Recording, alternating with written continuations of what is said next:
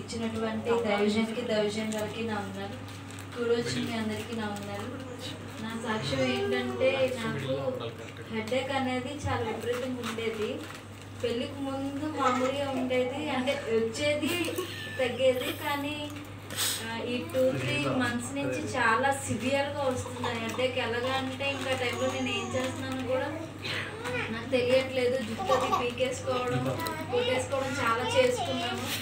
ఇంకొక రోజు చర్చిలోనే మళ్ళీ ఎక్కువ వచ్చేస్తే అన్ని ప్రేయర్ చేయించుకుంటే అన్నీ అప్పుడు చెప్పారు, ఇలాగ కేజీఎస్ దగ్గర బుచ్చిరాజు గారు అని ఒక హాస్పిటల్ ఆ డాక్టర్ ఉంటారు, హెడేక్కి బాగా చూస్తారమ్మా అంటే థర్స్డే లాస్ట్ మంత్ 12th ఎప్పుడో వెళ్ళాను. టాబ్లెట్స్ ఇచ్చారు 20 daysకి. ఆ 20 days టాబ్లెట్స్ కూడా ఆ టాబ్లెట్ యూజ్ చేసినంతసేపు బాగానే ఉంది. ఎప్పుడైతే టాబ్లెట్స్ అయిపోయి మళ్ళీ కంటిన్యూస్గా హెడేక్ రావడం జరిగింది. ఇంక ఇలా కాదని చెప్పి ఆ బుచ్చిరాజు గారు డాక్టర్ ఏమో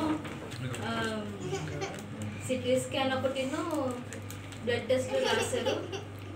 నేను అవి చేయించుకోవడానికి కూడా చాలా భయపడే 10 days వరకు నేను వెళ్ళలేదు. ఏం చెప్తారా ఏమొస్తుందని భయం మీద వెళ్ళలేదు. కానీ ఇంకా నా హెడేక్ కూడా నాకు తగ్గట్లేదు. ఇంకా భయం మీద వెళ్ళాను.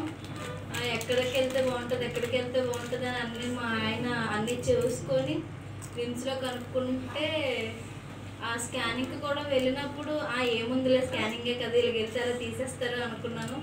కానీ అక్కడికి వెళ్ళాక వాళ్ళు చాలా పెద్ద పెద్ద ప్రాసెస్ చేశారు. నాకైతే చాలా భయం వేసింది. సిటీ స్కాన్కి వెళ్ళినప్పుడు అయితే అందరూ మా అమ్మ చెప్పారు, అంటే మా అమ్మ MRI స్కానింగ్ చేసుకున్నారు. సో నాకు చెప్పారు అది ఎలా ఉంటుంది ఏంటా అని. నువ్వు వెళ్ళినప్పుడు చాలా జాగ్రత్తగా ఉండాలమ్మా, అట్లీస్ట్ కన్ను రెప్ప కూడా మనం ఇలా బ్లింక్ చేయకూడదంట. ఆ డాక్టర్ ఒక డాక్టర్ వచ్చి మేము మెడిసిన్ ఇస్తామమ్మా, అది మీరు లోపలికి వెళ్ళినప్పుడు చాలా పెయిన్ వస్తుంది, మీరు అది తట్టుకోవాలి అని. ఆ పెయిన్ వస్తుందని చెప్పారు కానీ హెడ్కి వస్తుంది ఇక్కడ ఒకటి పెట్టారు, అంటే ఇంజక్షన్ పెట్టడానికి పెడతారు ఇక్కడ, దానికి వస్తారో చెప్పలేదు. అయితే లోపలికి ఫస్ట్ వెళ్ళాను, వచ్చాను బాగానే ఉంది. ఇంకా సెకండ్ టైం మళ్ళీ పంపించారు లోపలికి.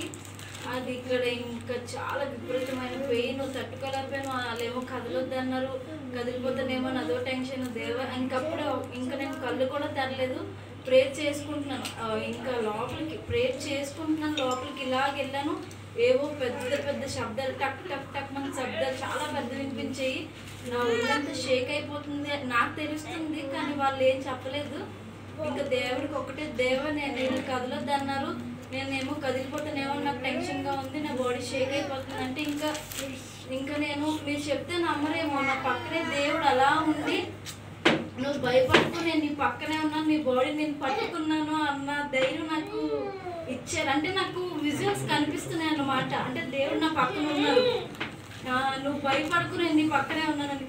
ఇంకా 2 times పంపించారు. నాకు అసలు ఇంకేం జరిగిందో తెలియదు. 2 times వెళ్ళాను వచ్చాను, అంత బాగానే అయిపోయింది. వాళ్ళేమో ఒక 1 hour ఉండాలి, ఫీవర్ వచ్చినా మీకు ఏమైనా వామిటింగ్స్ వచ్చినా నేను చూస్తాను మేడం, ఇక్కడ మేము రెస్పాన్స్ తీసుకుంటాం, ఇంటికి వెళ్ళి వచ్చాక మాకు తెలియదు కదా అనేసి 1 hour ఉంచారు. ఏం అవ్వలేదు.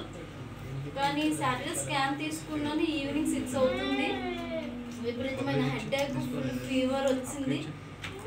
పోలే టాబ్లెట్ వేసుకుంటే క్యూర్ అయిపోద్ది అనుకున్నాను, కానీ అది తగ్గలేదు.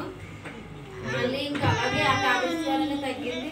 నిన్న మేము హాస్పిటల్కి వెళ్ళాము, రిపోర్ట్స్ పట్టుకొని డాక్టర్ ఏం చెప్తారో అని అదో టెన్షన్. కానీ వెళ్ళగానే అతనేమో ఏం లేదమ్మా అంతా బాగానే ఉంది, మైగ్రేన్ అనేది కొంచెం పెరిగింది అని చెప్పి మళ్ళీ మెడిసిన్ మార్చారు. ఇదంతా మరి మీ సంఘానికి నేను ఎంతగానో రుణపడి ఉంటాను, అలాగే దైవజనులకు కూడా నేను రుణపడి ఉంటాను. మీ అందరి ప్రార్థనగా లేకపోతే నాకు ఏ రిపోర్ట్స్ వస్తాయని నాకు చాలా టెన్షన్ ఉండింది. మరొకసారి మీ అందరికీ ధన్యవాదాలు చెప్పుకుంటున్నాను. అలాగే నా కుటుంబం కోసం కూడా మీ అందరి ప్రార్థనలు జ్ఞాపకం చేసుకుంటారు అనుకుంటున్నాను. దేవుడి చిన్న సాక్ష్యం దీవించింది కాక.